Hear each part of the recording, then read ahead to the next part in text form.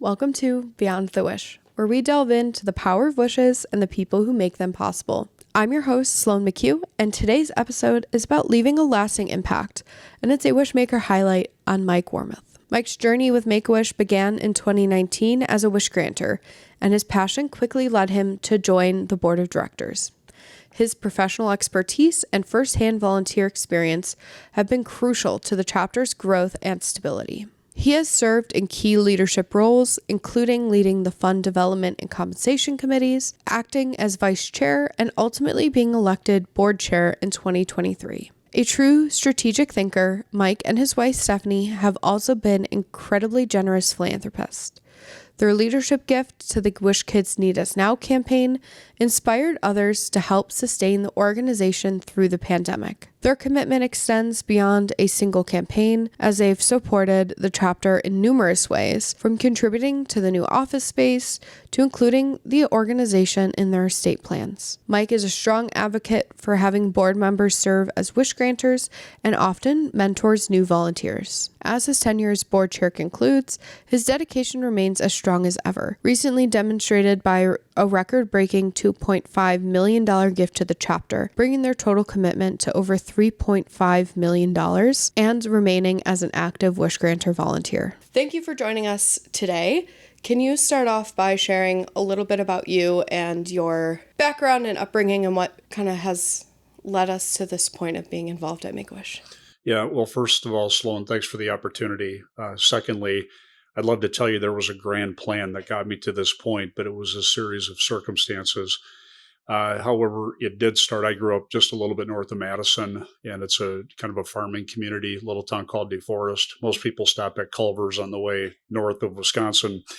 But I grew up there and really didn't plan to go to college, but through a variety of different things, I just kind of fell into place. I ended up going to school, worked at Abbott for 30 plus years, met my wife there, and we're going on 40 years of marriage. We're 39 now. I got to figure out exactly what to do for 40. Apparently that's a big deal. Yeah. I got to get that right. And what kind of got started is, I'm a typical Midwestern guy. You work hard, do your best at what you can do, find something that you're passionate about. I didn't know it was going to be Make-A-Wish in my second career. That's what I call, I'll be 63 in December. So I think I can officially call it my second career. But ultimately, we have 3 kids. We have 4 grandchildren, which is a whole new experience and fantastic. But when I started working at Abbott, I had a chance to make a product called Cervanta, which is used, and I didn't know what it was, to be honest. I just was making it. I could have been making bottled water for all I knew. But I was committed to it, and it was a big deal. So I didn't develop it, but I was the guy that helped manufacture it with another gentleman there. And it turns out it was for preemies. And I've been in neonatal intensive care units all over the world. I had a job that allowed me to do a lot of travel, forced me to do a lot of travel, but I always took the time to go to NICU units because when I saw what that product did for a baby, it just grabbed me. And it's not something I can explain. There's no algorithm. There's nothing like that. But it really jumped out and grabbed me. And I always knew that I had a soft spot for kids. That just completely changed the game. And my wife was pregnant with our first kid at the time. And it just gave me the belief that not everybody's entitled to have a kid that's going to come out and everything's going to be fine. There are issues. And so when I retired, I wanted to continue to give back, and Make-A-Wish seemed like a natural next step. So what was your first introduction to Make-A-Wish? What kind of led you here as opposed to maybe another organization? Because I knew it was going to be about children and children with illnesses. And I was one of those guys that thought Make-A-Wish was terminally ill children as well. And then I became educated and realized that it was critically ill children, and there is a big difference there. But they're all in need. And because I had been so focused on NICU units, it seemed like a natural progression. So I had retired after 32 plus years at Abbott. I knew I wasn't just going to sit around the house and look out the window and drink coffee. I'm not that kind of retiree. That was fun for about a day. And then I was done with that. And so I decided to get into volunteerism, and this was just such a natural fit. So I actually reached out. I'm the one that contacted Make-A-Wish. And what I'm very proud of is, everybody talks about the money we've given, and I'm on the board, and I'm the chair of the board and all that stuff. But I'm actually most proud of the fact that I'm a very active wish granter. And that's how I got involved in the organization. And just a quick, I think it's funny. I went down to some place in like South Central Illinois. It was one of the last events that you had for wish granter training. And I walked into this place. It was I think it was a high school or a junior college, something like that. And I walk in, and there were 10 people in the room, and they were all young women. And they looked at me and said, "Are you in the right place?" Because here I am, at the time I was in my mid 50s. And I just like, what doesn't belong in this picture? And it was me. And one of the ladies said, "Well, the welding class is next door." I'm like, "Well, I could do a little welding maybe while I'm here, but I'm here for wish granter training." And it turned out to be really the thing that sealed the deal for me, because I had so much fun learning about what the opportunities were. So I leaned in very quickly to becoming a wish granter. And then things just morphed from there into bigger roles. But I am never going to get away from wish granting. Is there a specific wish or wish story that has stuck with you the most? So I believe I'm on wish 8 right now, maybe wish 9. They're all memorable, and I still keep in touch with the kids, even from years ago, that I granted wishes for. Not only the kid, but the families as well. And in a way, and you know this as well as anybody, you become in effect an extension of the family. And for a lot of reasons. But I've become very active with all of them. So it's hard to pick out one or two. The one that was probably the most grandiose was Cyrus, where he became Mind's Eye. And we had the Chicago Police Department and the SWAT team and the K-9 unit. Police escort, ended at Navy Pier catching the criminal. That was remarkable, because that was 11 hours of sheer joy for Cyrus and his little brother, Gordy, and then the family. They all had fun. But the other one that was for not necessarily the right reason, but one that was remarkably impactful. Out of all the kids I've worked with, they've gone on, they're leading really great lives. I mean, they still have issues. The illnesses don't go away. One of my wish kids, Mia, she passed away before we could deliver the wish. And I still get emotional thinking about that kid, because she just had, I don't know, there's something about her. She just had a brightness in her that was hard to see, how she could be going through such devastating circumstances and never stop smiling. And she's been an inspiration in a lot of ways. In fact, as we do the naming campaign here for the different rooms with the fundraising, we bought the biggest room, and we're naming it in her honor. Oh, wow. Yeah. I didn't know that. Yeah, no, it's great. Yeah. And I'm gonna bring her mom and her brother in for it when we do the naming ceremony. But all the kids leave a mark on you. And even for people who listen to the podcast regularly, Cyrus's wish has come up multiple times as kind of a common thread between different stories. And as we talk about, could be very vastly different topics. Yeah. That is one of the wishes that kind of always pulls through. But though, Sloan, while that one was big in public and on the news and all that stuff, the other ones, while they don't get the same, and this is better than anybody, all of these wishes, when you make that connection to the kid and to the family, and you see the anticipation of what they're bringing every day, they talk to you and they're like, "When are we going to do this? And can I do that? Can I bring my brother? Can I bring my sister?" You feel the anticipation. And I know we talk about that a lot within the foundation, but I wish people understood that this isn't just about the wish. It's about everything that precedes the wish and then the follow-up after the wish. It is truly a process that is it's an emotional journey, but a really great journey to be on. Yeah. And it doesn't end at the wish either. Correct. Like you were saying, like it continues on with our alumni program, and wish granters like you stay in touch with the families. It's not just, the wish date happens and you cut ties and go your separate ways. It's a common theme with a lot of our wish granters of like, we still talk to like the first wish I granted 15 years ago. We're still really close with the family. We talk often. We heard it when Dr. Thrush came in. It's something that's really sticks with the family, and I'm sure, as you've experienced, it's a really impactful thing to be a part of. And I tried to, you just described it better than I did, but that's what I meant when I said they leave a mark on you. Mhm. And it's a very positive one that I feel grateful for the opportunity to be able to do it. And, one of the things, Sloan, that has been kind of surprising to me is how much I'm getting out of this because I always thought about giving back. I didn't think I'd be getting what I'm getting out of it in terms of pure joy and feeling like you're making a difference. And my wife and I even talk about that, and I feel guilty sometimes, like I'm enjoying it. Maybe I don't know if you can enjoy something too much, but I didn't expect to get this out of being involved. It's an indescribable feeling Exactly. to be part of that wish, even if it's like Jamaria's wish that you Yep. were just a part of, Yeah. weren't necessarily the wish granter on the wish, but just going and experiencing it and being there. It's one of those things that just Yeah. is really hard to describe, of like how cool it is and how memorable it is to be part of that wish. Well, Jamaria's wish, I'm glad you brought that up. It's hard to describe when it was, if I remember right, it was like 90 degrees out that day and we're out in the sun. And I'm thinking, like, what am I complaining about? Look at all these Marines dressed in full glory. And I mean, they were so professional about everything they did.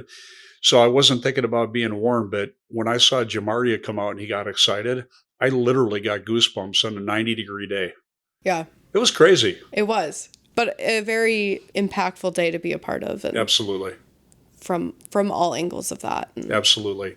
It's hard to tell somebody what you do. You almost, and I'm the same. You almost have to experience it before you can really get it. I can look at slide decks, you could do a wish and you could tell me about it, but it's not going to land with me the same way as if not only was I a wish granter, but just being present like Jamaria's wish. It's got an energy and a feeling that you feel you've made a lasting contribution to that kid. And not only that kid, but everybody around them. You've now kind of galvanized a feeling that you can all own on that particular day. And they just happen to be the focal point of that day. But you can tell everybody about it. People can see it on TV, they can see videos and all that. But when you're actually there making it happen, it is very gratifying.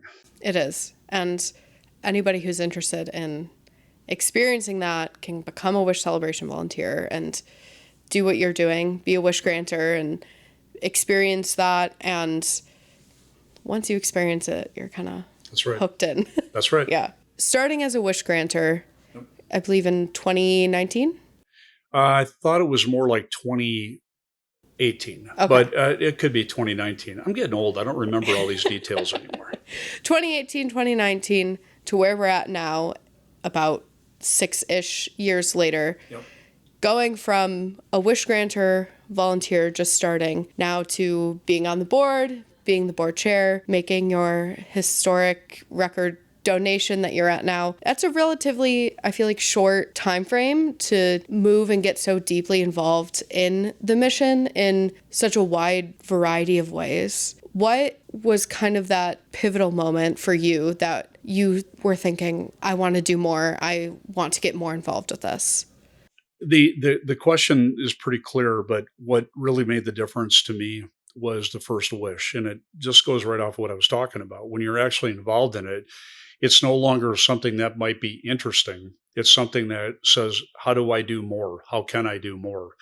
And it may not be for everybody. People sometimes don't want to get too emotionally engaged because they have their own issues, whatever. And I don't pass any judgment on anybody for any decisions they make or what charities they choose to give to. But for me, it checked all the boxes in so many ways. I wanted something that I felt passionate about, not just to do it to say, oh, yeah, I'm into philanthropy. I wanted to make a meaningful difference, and I wanted to align my time and my money and my passions all at the same time. And Make-A-Wish did all of that, and it came in its full glory on the first wish I gave. Well, I didn't give. I was, the leader of pulling the wish together. But ultimately, as they say, it takes a village, and certainly all these wishes do. It's not about one wish granter. It's you. It's all the organization that people don't see. But actually seeing that come together, I walked away from that with the mindset of not, well, that's done. What do I do next? I walked away with, what am I going to do and do more of it? And, to your point, you just talked about the donation my family made, my wife and I did. We've had a good life. A lot of people assume I get involved in Make-A-Wish because maybe we had a sick kid or a sick grandkid, and then that's how I got so involved. Actually, all of our kids are very healthy, uh, grandkids and kids. And I don't take that for granted. I have a lot of gratitude that we're in that position, and not every family is as lucky as we are. And instead of just sitting back and being happy we don't have to deal with it, we're in a position to be able to give back. We always lived well beneath our means, and because we knew we were going to be involved in philanthropy. And by the way, I didn't wait till I retired to be philanthropic, but I haven't been this engaged in a philanthropic effort ever in my life. We've always been, we do a little bit here, a little bit there. They were feel good kind of stuff. And we knew we were making a difference, but I didn't really develop the passion I have now until I got involved in Make a Wish. But the catalyst, and when I knew I wanted to do more, a direct, clear answer to your question, Wish one with David. And what was that wish? Well, he was all about WWE, the wrestling. Unfortunately, we had this little thing, called COVID. Mm-hmm. And all the plans for COVID blew up his idea to go to the World Wrestling. I guess it's their Super Bowl. And when I first met David, and he was non-communicative, so we had to have a sign language person with all times, and he had a lot of different medical issues. So he was so into just a few things, and WWE was one of them. And my knowledge of WWE was zero before I met him, right? So my wife would come home and I'd be watching wrestling kind of stuff and trying to figure out the names of the moves and the different people and who the hot shots are at the time. And I got to actually be able to communicate with him kind of on something of his interest, because he didn't really care about my background. Why would he, right? But when we started to kind of coordinate on things that we had common interest in, that was very exciting. But COVID it moved the goal line for a lot of kids, corporations, people, families, all that, but certainly for the Wish kids. And ultimately, he was also into the franchise, which I came up to speed on very quickly, Fast and the Furious. So we did a car show a little bit further outside the suburbs here. And I contacted a guy who had the car show. He was the CEO, and he has several different organizations around the United States. And he said, I'll put out a call to action. Well, that didn't mean much to me. And okay, we need to make sure we have some cars for him to see there. Well, he put this out to a car club, and this community reacted in a big way. And David got to ride in these crazy, like Deadpool themed sports cars, and he just had a ball. And then after that, we rented a theater to watch whatever it was, Fast and Furious 7, 9, 12. I don't even know anymore. But he had his friends and his family meet him there, and he didn't know they were going to be there. So he walked in, and they were all there. But these all day events, they take a lot to pull off for the whole team. Mm-hmm. But it's so worth it when you see the joy in the kid's face. Yeah. But that was the wish. That's incredible. And yeah, people, I feel like, don't realize how much goes into it to coordinate. Yeah.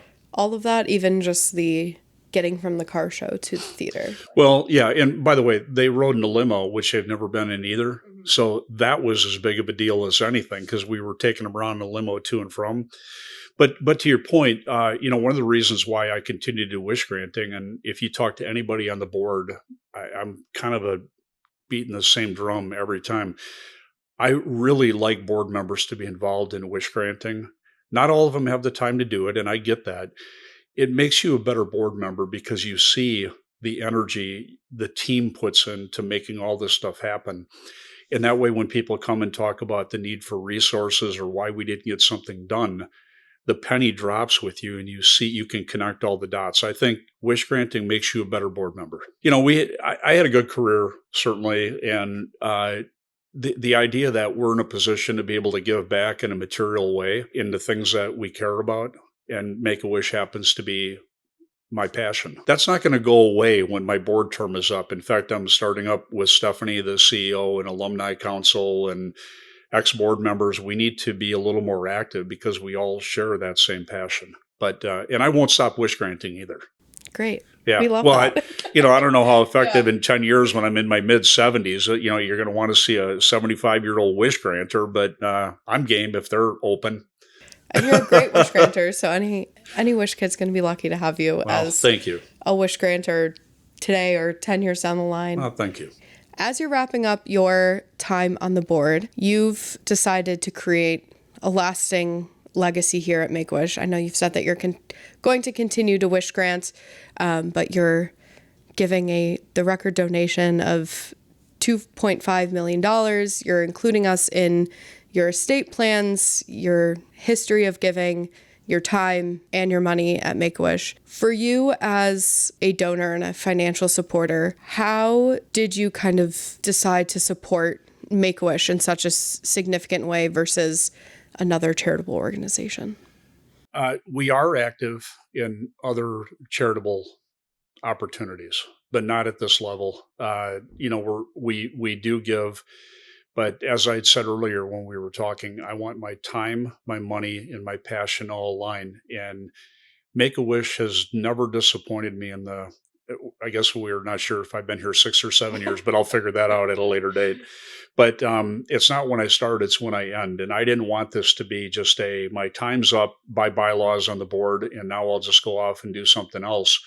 Uh, I got very serious about thinking through what I wanted to commit to right after I had retired, and I could the smoke kind of cleared from the daily grind because we lived in Basel, Switzerland for 7 years, and I came back here and retired. I ended up going back into the workforce and in a different with a different company for 5 years.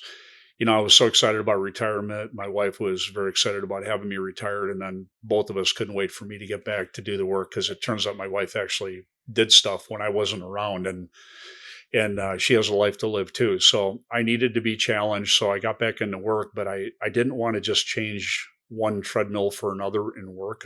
It was my time to give back. And I knew I wanted to do that probably from my 40s.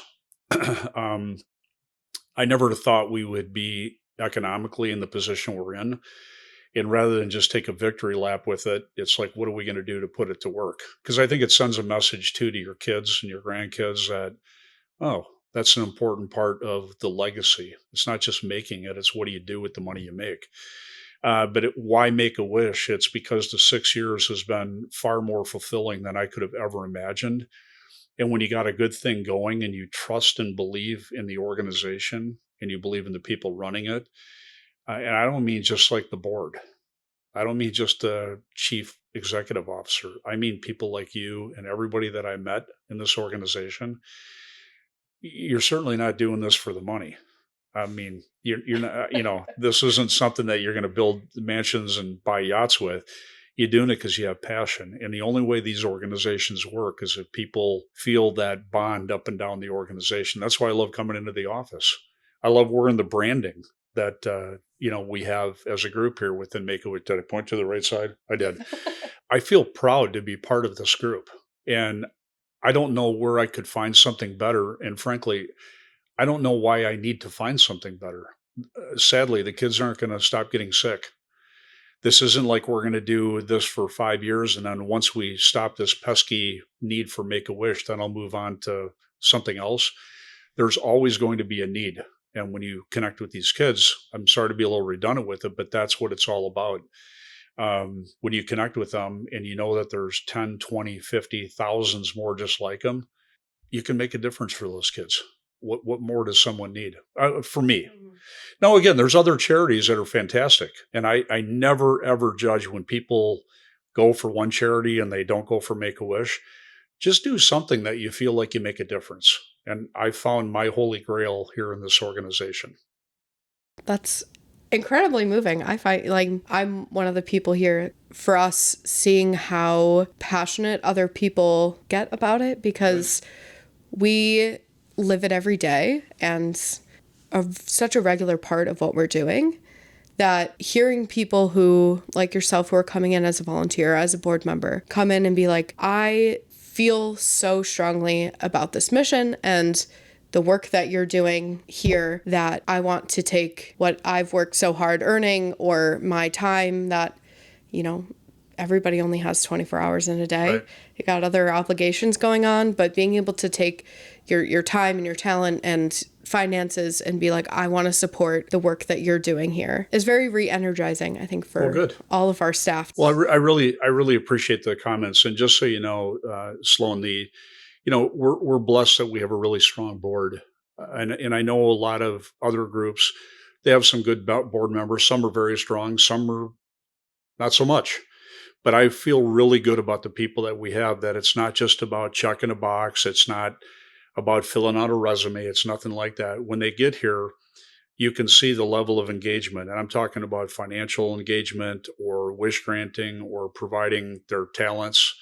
It could be strategic planning. It could be in finance, could be in succession planning, all these different things. They all matter. Mm-hmm. And we have a really good breadth of skills on the board that are bringing a lot to the party that maybe you guys don't see either.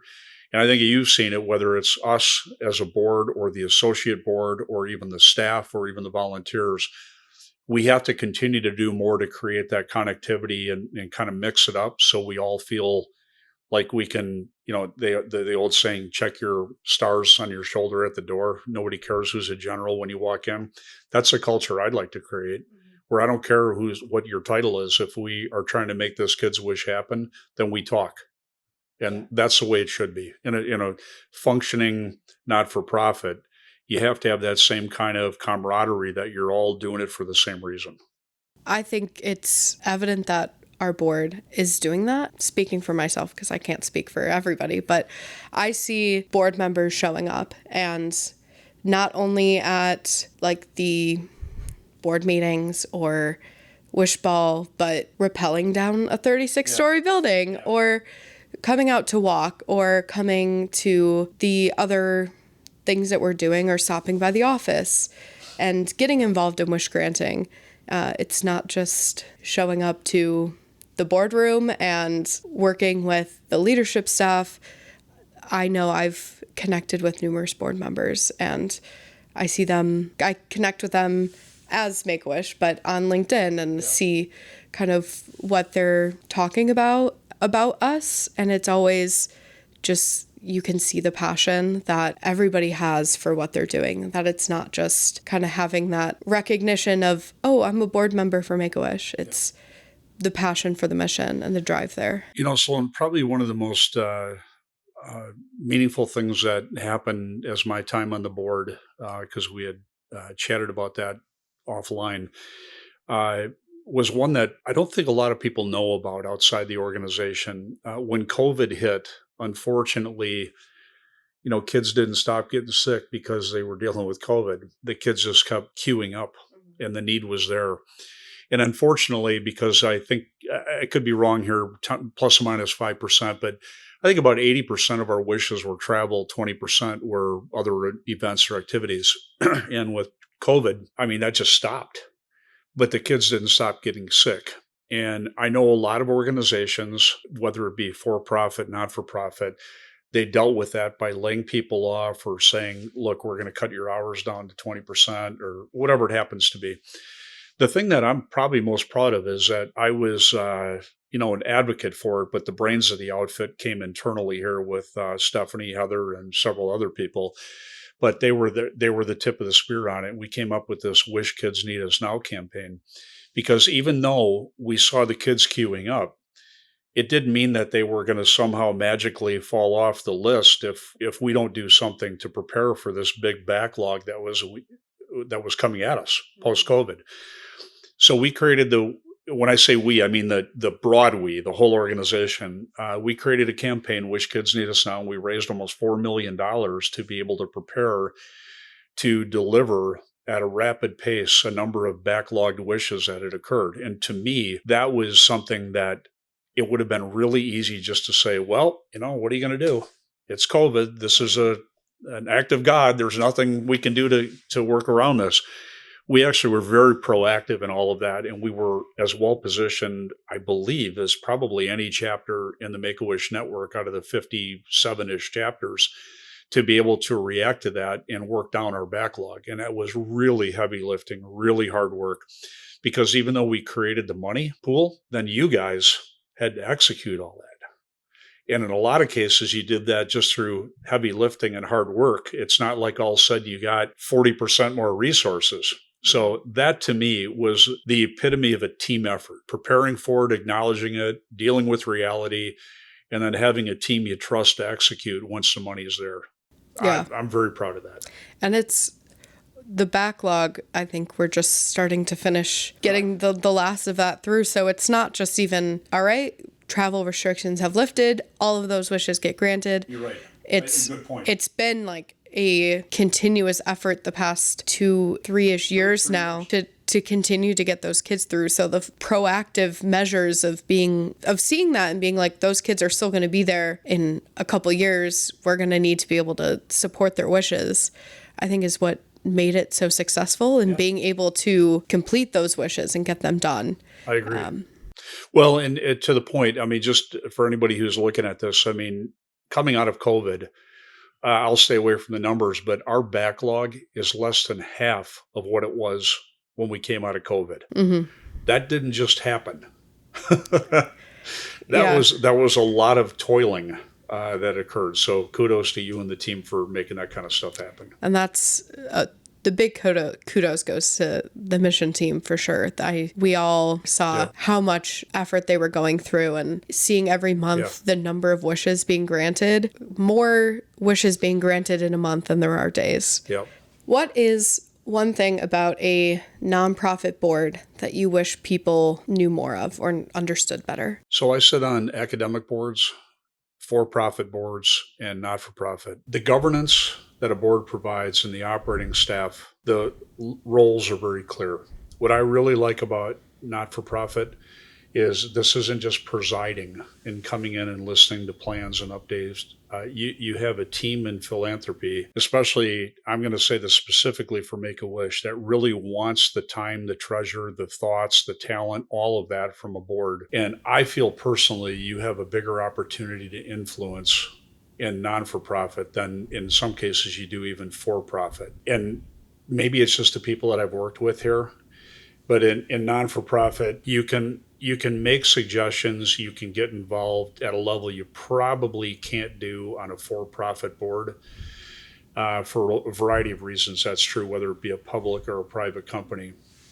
But non-for-profits are generally very lean, and they like the ability to have an active board. They don't want them to do their job. I mean, you have a staff and a team that are paid to do the job, but they are not at all afraid of people leaning in and wanting to get deeply involved. Whereas in for-profit boards, I think that line of demarcation between governance and operating is very, very firm. In non-for-profit, because you're so strapped for resources, because you have to watch your cost and the optics of all of that and make sure the money gets to the people we're serving, they'll take any help they can get. And I will say this, and again, it's not just me, it's the whole board. It's a really talented group of people. And our talents aren't just all the great stuff we've done. We have a lot of scars of stuff that we've done wrong over the years too, including working with other not-for-profits. That feedback is really welcomed and recognized by the team here. So I feel the ability to influence and impact is much more significant. What is one thing that you've done? I'm sure there's many, but one thing since being on the board, an initiative or a project that you've done that you're especially proud of? Oh, well, I haven't really done a lot just by myself because I can't do a lot by myself. I think that I would go back to the Wish Kids Need Us Now, being a great advocate for that. Oh, I will take credit for one thing that because I don't want to make it look like I'm doing all of this. I mean, we have to pull it all together. But one of the ideas that I came up with that we're actioning is we have a number of really high-end donors. It's one thing to do a donor appreciation night and get newsletters and all that, but we've started up where me and a couple other board members, on our money, not the foundation's money, we take those donors and their spouses out to dinner. My wife comes with too. And then usually Stefanie and Heather, or Stefanie and Linda Park, or somebody like that, they will come to represent the organization. And I always started off when we bring them to say, look, we're not taking you out to dinner to shake you down for more money. Okay? And they always kind of like that because it disarms them. Like they don't feel like this is going to be a pitch to get something more. We sit and talk and say, look, you guys have been so involved in donating your money and in some cases your time as well. We feel we owe it to you to tell you what your money has done.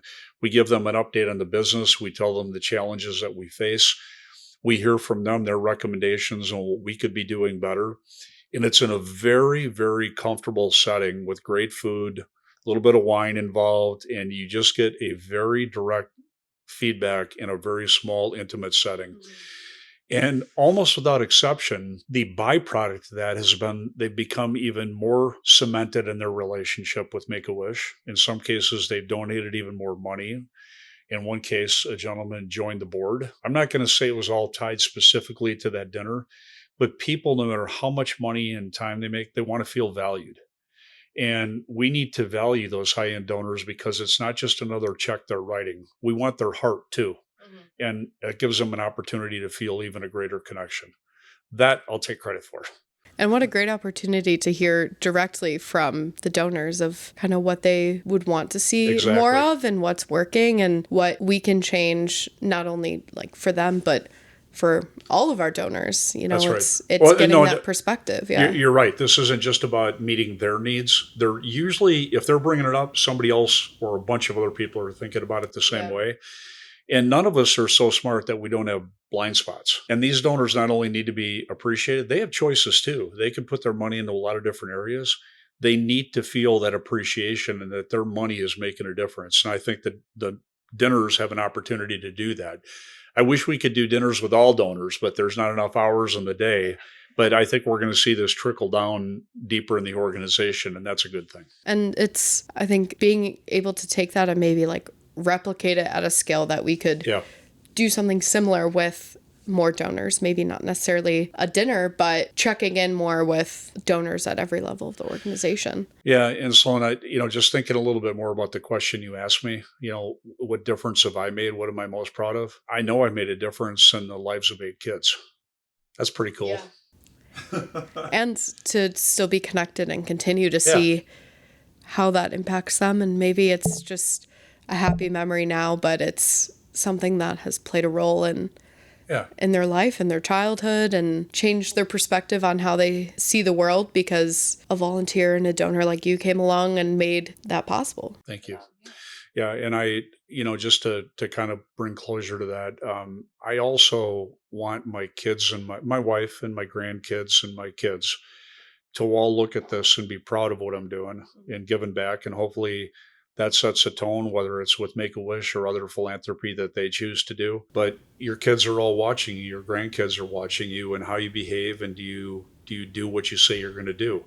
We've all had missteps of things that we've done, and, maybe you wish you would have done it different. I have a chance to really set a tone here that philanthropy is an important part of my legacy, and I want it to be a legacy that all the family members share in.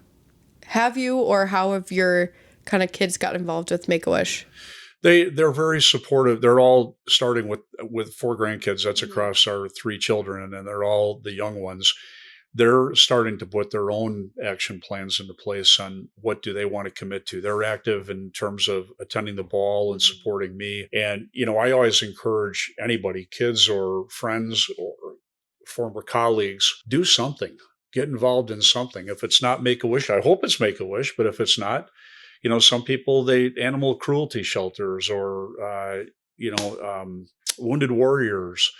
There's a lot of things that they're all considering right now, but I think they're feeling a little bit of pressure that I don't want to make them feel like they have to do it to keep up with dad, but I do hope that it sets a tone that this is important. And frankly, we're in a position to be able to give back.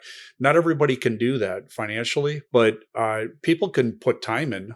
I just happen to be able to line the time and the finances. And the time is equally as important to have the volunteers out there. We have such a strong team of volunteers, and it wouldn't be possible without them out there helping with meeting with the wish families and discovering those wishes and celebrating them. And I think that's sometimes a little bit of a misconception is how much time you need to be able to pour into that. And it can be a few hours a month. It's not necessarily, it's nice when you're retired and you have the extra time to put into it, but it can be, one Saturday a month that That's you're right. meeting with your wish family.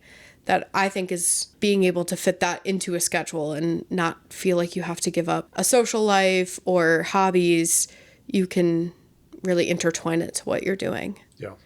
So I consider myself to be kind of semi-retired, but I'll always make time for this. Whether whether I go back to a full-time job, that's doubtful. But I will always remain engaged. I like healthcare. I've been in healthcare my whole life, and I will continue to do boards and help out in different ways. But I'll always make time for this. This is the most gratifying thing. From I get paid exactly zero to be doing what I'm doing here, but it's been the most gratifying job I've ever had. Over the years, you said that you've been involved with 8, 9 wish families. Yep. What have they taught you? What have you gotten from those wish families? I would say theme wise, I take something away from all of them, but theme wise, personally, it's given me gratitude for what I have, what we have as a family, that we're fortunate to not need the services like a Make a Wish organization because there's no guarantees that that's going to be the case. The other thing is it's given me perspective in terms of resilience. Look, when you have things just living your life, things happen, bad things happen.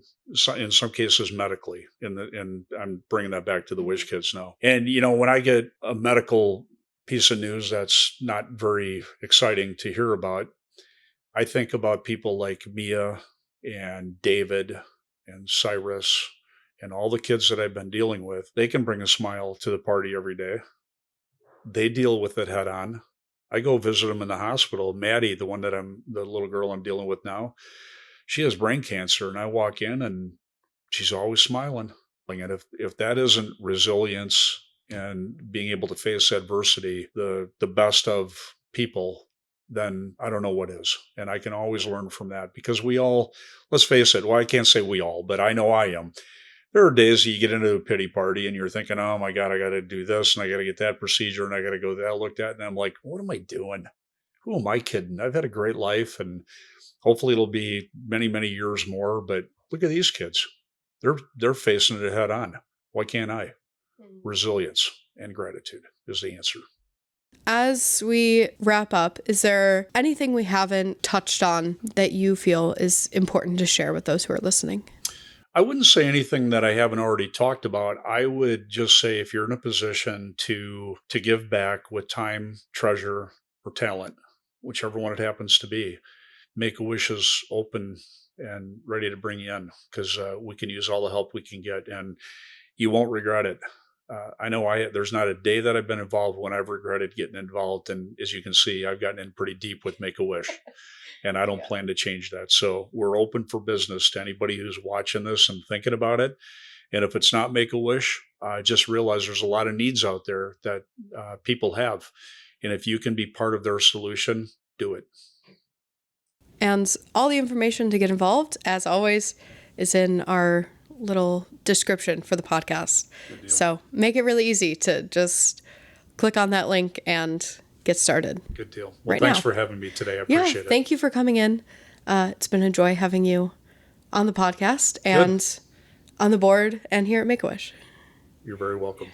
Thank you for joining us for this episode of Beyond the Wish. If you'd enjoy this episode and Mike has inspired you to get involved as a wish granter or a donor, visit our website, wish.org/Illinois, to learn more on how you can take the first step to become a wish maker. Tune in every month as we delve into the power of a wish, the unwavering dedication of volunteers, and the transformative experiences that shape lives forever. Discover the incredible stories of hope, resilience, and joy that fuel Make-A-Wish's mission. Learn about challenges and triumphs faced by these extraordinary children and their families, and how Make-A-Wish provides a beacon of hope in their darkest moments. You can grant wishes too. Visit our website, wish.org/Illinois, to get involved today. And until next time, best wishes.